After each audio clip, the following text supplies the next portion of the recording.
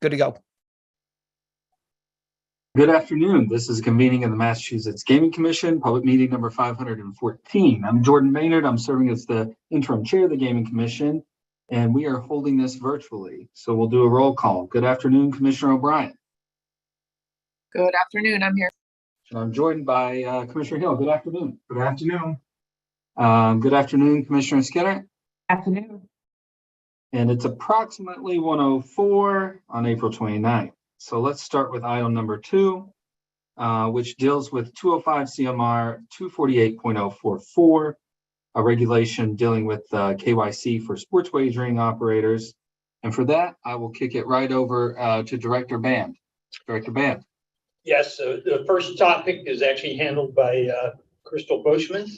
Crystal. Good afternoon, Commissioners. Just going to start off today with giving you a brief background before we dive in here from the licensees, the operators, and we have GLI on as well. So the meeting today follows suit on the April 11th public meeting, which was related to the KYC measures in place for Fanatics and Caesars Sportsbooks. Excuse me, in relation to 248044 and the knowledge-based authentication questions, the KBA we spoke about.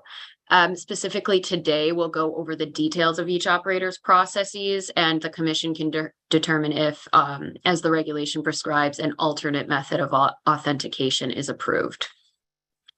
Outlined greater in the memo, we have some detail on how we got here, starting off with Fanatics. They had submitted a variance request back when the regulation was first approved and prior to the uniform waiver's expiration.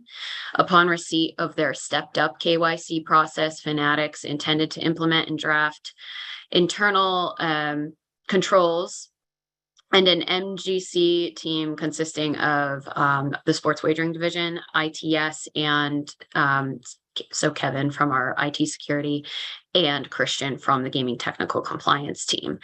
We reviewed and agreed that the process was more advanced than the use of KBA requirement alone. And then we utilized that same process to review all other variances that came in from our operators. All of those operators launched their approved KYC prior to the uniform waiver date, though you'll recall a couple of operators did need an emergency waiver extension due to some technical complications when going live. Fanatics was one of those. Their request came before you on September 7th. Fanatics was able to fix that issue very quickly. Primarily, it was related to a verification error on the tech side, and they successfully implemented the stepped up KYC a week later, so September 14th. Fanatics is here today as a formality. It was the only previously reviewed and approved KYC process which did not include KBA in some step, though it certainly uses advanced technology, which you've seen in previous executive sessions, and we'll have the detail review today in executive session, so we can walk through that in full. For Caesars, we received a waiver request related to the KBA component of 248044 in late February after requesting to review their process as a result of compliance check. Upon submission, we convened that same internal team that we talked about before to follow the same protocol and review the process. During that process, it was determined that due to it not containing the traditional KBA questions, the waiver request should be reviewed by the commission itself, as opposed to a variance review. Of note, Caesars was not one of the presenters during those underage executive sessions, so you'll be seeing and reviewing their process today for the first time. We'll give you the chance to see and step through that all, as a whole. The team has met with Caesars to review that process and get answers to any outstanding questions, and is prepared to offer those insights during the executive session or open sessions today. In both instances, the ITS, the IT security, the GTC gaming technical compliance team, and the sports wagering team are recommending that the commission approve these alternative methods proposed. And before we review those methods in detail, I'll just turn this over to Joe Bonavith, who you all know well. He will give a little detail on the review and verification process history for the KYC from the perspective of GLI. And I did see Joe on, there you are. Thank you, Crystal. And hello, Joe. I just have to say, a few of us had the opportunity to spend some time with you last week, and I think it was very helpful for all of us. So thank you for meeting with us, and thank you for being here today. Thanks for having us anytime.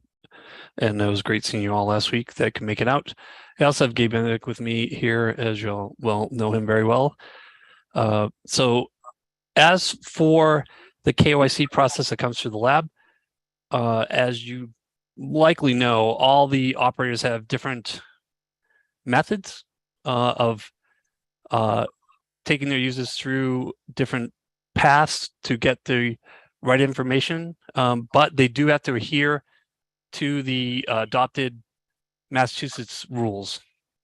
And through this process comes some kind of qualifications or we have to categorize each way they do it. And these two particular operators in question both passed their initial KYC submittal. And we do know that the rule that states utilize identity auth questions that require a patient to provide information known only to the patron through security questions. In this case, those were qualified by the requirement of the last four of social, which is most certainly something that is known only, well, should be known only to the patron. And that's really the case here. So Thank you. I can take any questions from there. Commissioners, do we have any questions for Joe or Gabe while we have them? Hi, Gabe. Good to see you too. And they'll be in the executive sessions with us, from what I understand. So if questions come up, we can ask them then. I do have a question. I think that is appropriate for the public session here. Hi, Joe. Hi, Gabe. Good to see you again. It's been a while for me, at least. First, I'm going to argue, not that I need to, that the last four of social is not something that is only known to the patron. I think that's questionable, but I understand that there is a better method that is being contemplated by both Fanatics and Caesars. And that's why we're here today. But relative to the prior submission and approval, I guess, both, well, at least in the case of Caesars met the requirement of the rule, that regulation 248044, by requiring patrons to verify through authentication their last four digits of the social security number. Is that right? That is correct. I was going to say, Joe, well, go ahead.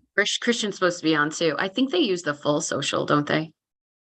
Or maybe Caesars, you can add in their case. Hi, Christian. Hi. Yes, that's correct. The last four digits. It's the last four, not the full. Okay, thank you. And was that, did that apply to both Fanatics and Caesars, or just Caesars? I have Caesars in front of me right now, so I can confirm Caesars. And I think Trent has his hand raised.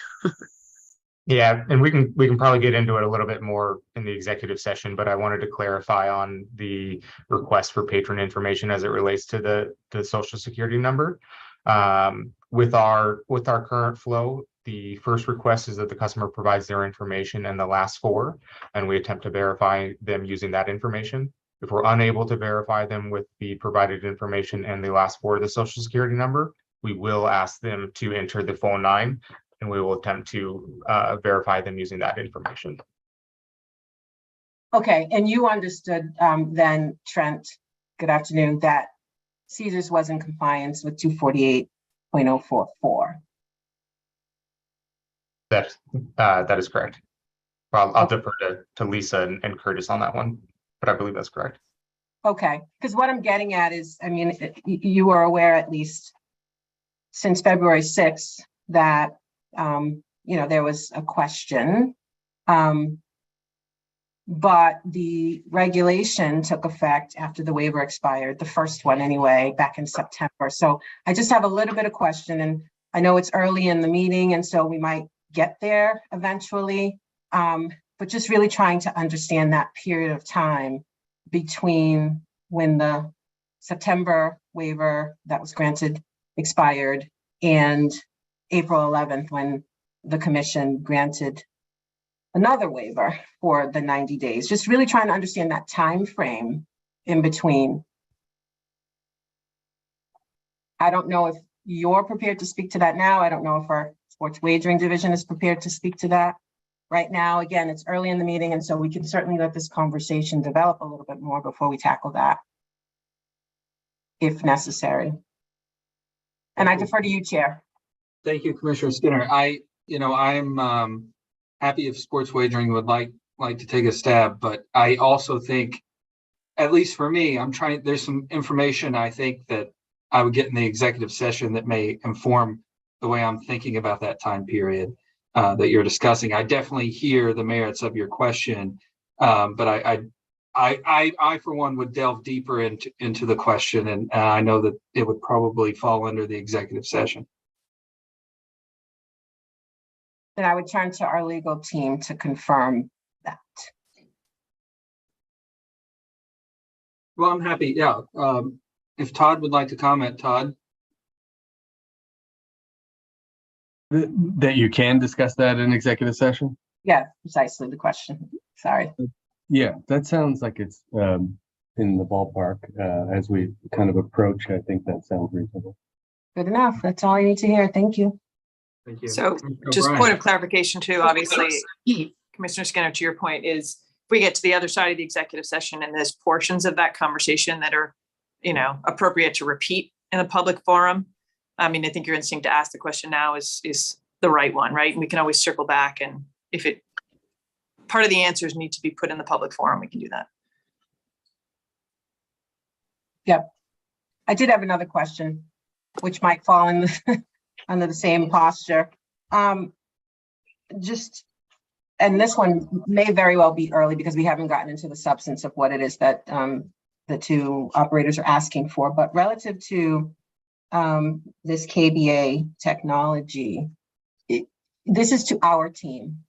Is that something that the commission has to approve, or can that be implemented by the sports wagering operator on their own initiative on top of what is required by 248.044? Like I get, and I understand that there's a waiver being requested for that requirement, but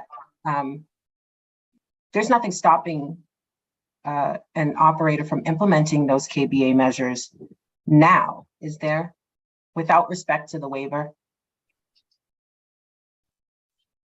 I can jump in there if that's helpful. So if an operator is using the security authentication questions that are required in 248.04, they could also implement other methods to use, but if they're not using those questions, they would need approval from the commission to use alternate methods.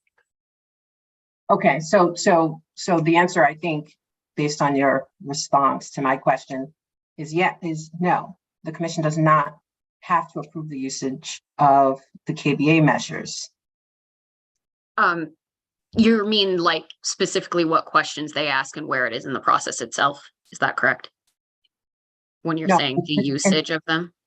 In lieu of, the waiver is my understanding being requested because there is a different method of authentication that the operators would like to employ.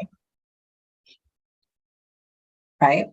Correct. But I also am reading Caesar's waiver as an invitation, if you will, to implement both the KBA measure as well as I'm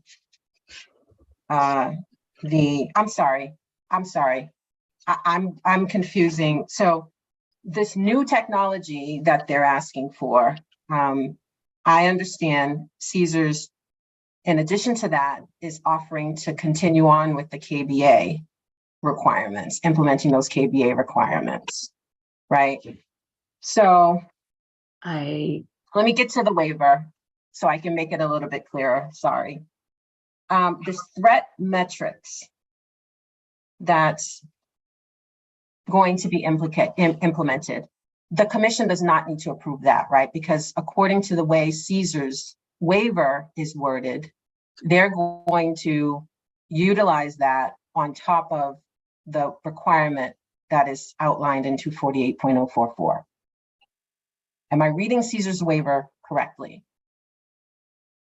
I can turn that over to Trent and Lisa, but that was not my understanding. For currently, they do not have that. It would be if they move forward to that process, which is yet to come. Is that correct, Lisa?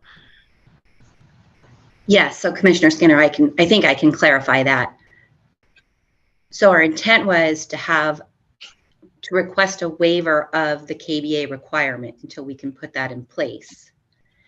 And then in addition to that waiver request, we'd like to implement this enhanced threat metrics procedure to add to our current process. Which does not include the traditional KBA questions. Correct. Yep, that's my understanding. And so I guess a more direct way to ask this is, why haven't you implemented the threat metrics already, given that you are trying to move away from what the commission requires in terms of the KBA? What and the suggestion is that this is a better method. Why haven't you implemented that already? And Bruce and Crystal, if it's okay, if I respond to that as I understand it, and then you can correct me if I have it right, if I don't have it right, is we submitted a change management request to implement that. But because we were going through this process, the division asked us to, or staff asked us to hold off on that. Okay. That's correct. Yes. So there's a change management request on hold until the decision is made by the commission as to whether that process is approved per the reg, because it does not contain KBA. If I may, thank you, Crystal, and thank you, Lisa. Just to set the stage, the waiver was granted until July 10th, 2024. We are currently working under the waiver as we speak. What's before us is to approve the alternate method, which is different than a waiver. But just wanted to clarify that for the record. We are currently operating under a waiver that extends to July 10th, 2024. I think the question becomes, Commissioner Skinner, do we have more work we need to do on this side of the waiver or not, depending on what decisions we make on granting those alternate methods or not granting those alternate methods. So that's where I see it. Yep. And I understand that as well. My line of questioning is really designed to get to an understanding as to that period of time that I spoke about earlier, is what happened in between that time, because there seems to be some period of non-compliance there. And I'm just trying to, it's a little muddy for me, what happened when and how. I don't even understand, as I sit here now, what measures, what authentication measures Caesars has in place. Not from Narrowman. Right Who the hell is now. it from? Somebody's off mute. Somebody's. Yeah, I don't understand the measures that are in place right now. And so without more, I don't want to make the assumption that there was nothing in place during that time frame between the expiration of that last waiver and the April 11th date when we granted another one. I'm trying to understand that, and I'll yield. It shows that I am.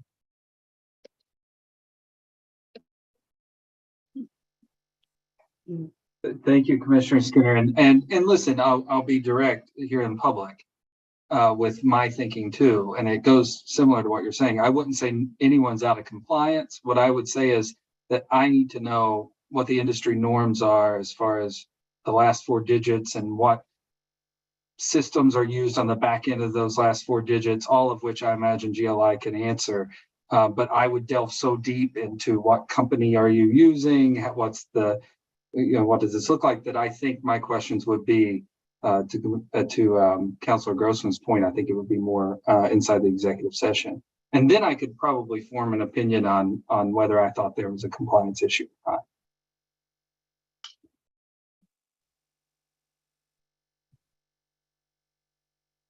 So I think one of the main questions I hear you asking, Commissioner Skinner, is what was in place and what is in place, and those are going to be walked through an executive session because they're related to the security of the platform.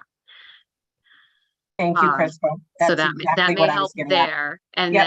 then I think the other question I'm hearing is why did the waiver come in so recently? Is that the question? Why wasn't there a waiver previously? Because you said the second waiver.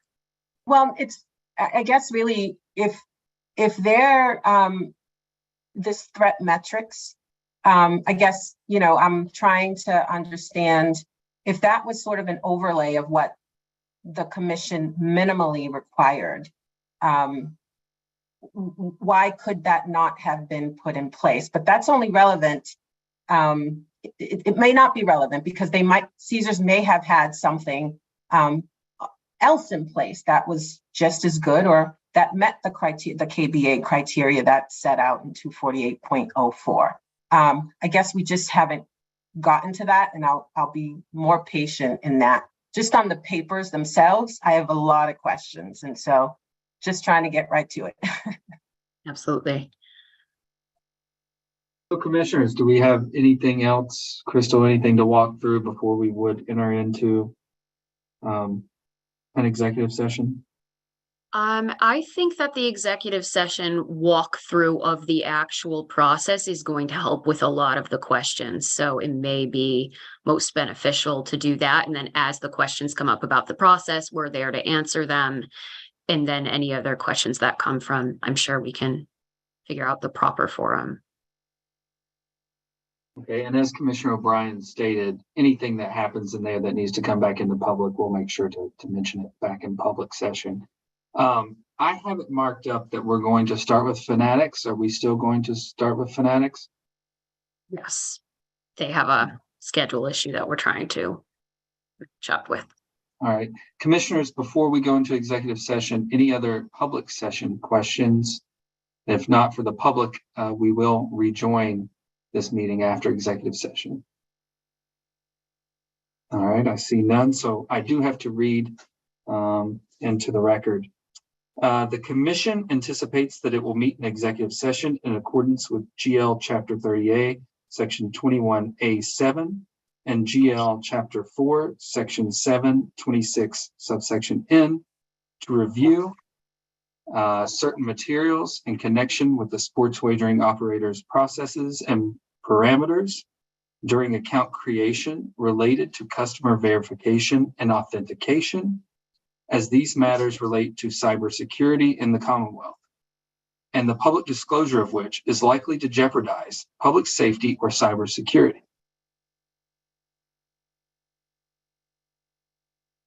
With that said, do we have a motion? So moved. Thank you, Commissioner Hill. Second. Second from Commissioner O'Brien. Commissioner O'Brien. Aye. Commissioner Hill. Aye. Commissioner Skinner. Aye. And I'm yes to enter into executive session, and I'm assuming we're going to be moved over. You're going to be moved over. Folks will get a message who are invited to this executive session. Those who don't get a message are not invited to this executive session, and just click join. Thank you.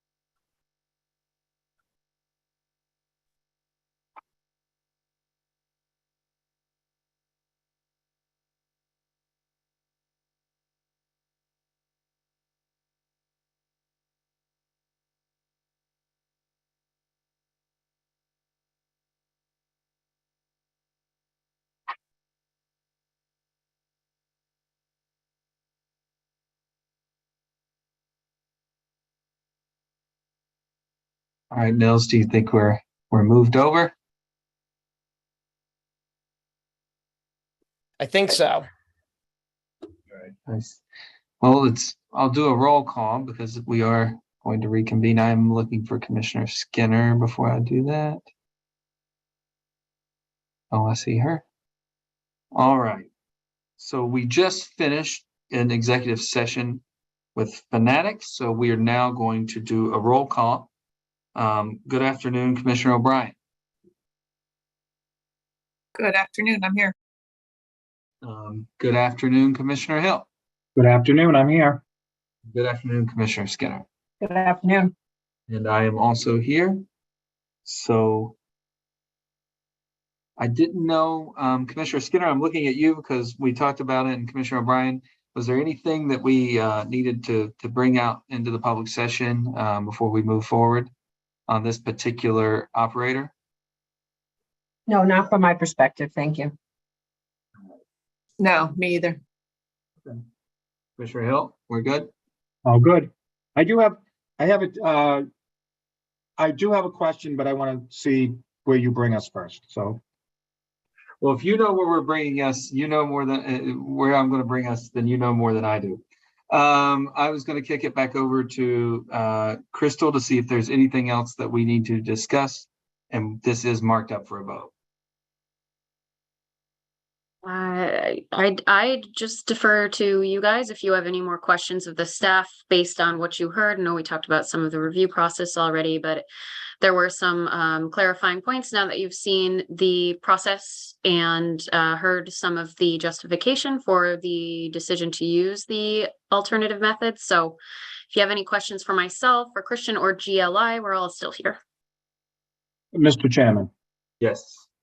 So I don't have any questions on what will be before us in approving alternative methods. What I do have a question on is process in regards to future regulations. By us allowing this to happen today, does that mean that legal is going to have to come back to us with new language in a regulation that will allow this? Or are we voting today to say that this is part of this particular regulation? I see This- Carrie's mic is on. Yeah, so this vote would be to comply with the existing regulation. So we wouldn't need to make any changes to it in the future. Correct. Okay. Not for this reason. Exactly, We right. may choose to do it for other reasons. Right, we're all thinking that. Yeah, this allows the variance to stay, to be approved by you guys. So, I'm sorry, Commissioner Hill. well, I just kind of say, so if the other operators come before us and they want to use this authentication, they will just be able to do it under what we may or may not approve today. Is that accurate? We would have to grant an alternate method, I believe, for each one that would To be vary. operator specific. So I guess that begs the question, why wouldn't we have a reg come before us that we wouldn't have to do each one individually? I think there Well- has been discussion of bringing this reg for more consideration, and this, we just sort of wanted to get through this step of the process first. That will also be the discussion of whether you want to require multi-factor authentication. There are sort of a few questions lingering out there as to what you want this reg to look like in the future. Okay. And we're going to have that discussion another time, not today. Exactly. Okay. Thank you. Thank you, Mr. Chairman. Thank you, Commissioner. I will say that it's a good thing that technology is moving, right? And that we are able to be nimble to try to match the technology as it moves. And I will also just say for the record, I do know that our team has been in contact with the Attorney General's office on this reg. And so I appreciate their work and their help on and their perspective on it. So with that, Commissioners. Mr. Chairman, I move that pursuant to 205 CMR 248.044, the commission approve the ultimate methods of sports wagering accounts identified authentication presented by Fanatics and discussed here today. Second. All right. Thank you, Commissioner Hill. Commissioner O'Brien. Commissioner Hill. Aye. Commissioner O'Brien, I apologize, Commissioner O'Brien. Aye. I Commissioner love hearing Hill, Brad say aye. It's always very happy. well, he gets to do it twice. Commissioner Hill, you're still an aye, Aye. and Commissioner Skinner, Aye. and I vote yes. So thank you to Fanatics and to the team for discussing this process with us. We appreciate it. And with that, we are going to move on to the next item, which sub item, which is Caesars. Commissioners, do we have any questions before we plan on moving into an executive session with Caesars? I know we discussed a few earlier. No additional, it looks like. So for those reasons, I'll go ahead and read into the record. The commission anticipates that it will meet in the executive session in accordance with General Law, Chapter 30A, Section 21A7, and General Law, Chapter 4, Section 726N, to review certain materials in connection with the sports wagering operators' processes and parameters during account creation related to customer verification and authentication, as these matters relate to cybersecurity in the Commonwealth and the public disclosure of which is likely to jeopardize public safety or cybersecurity. Do we have a motion? I move that the commission move into executive session for the reasons stated by the chair. Thank you, Commissioner Skinner. Second. Thank you, Commissioner Hill. Commissioner O'Brien. Aye. Commissioner Hill. Aye. Commissioner Skinner. Aye. And I vote yes. To the public, we will return after this executive session. Again, folks will be sent a notification to join the executive session.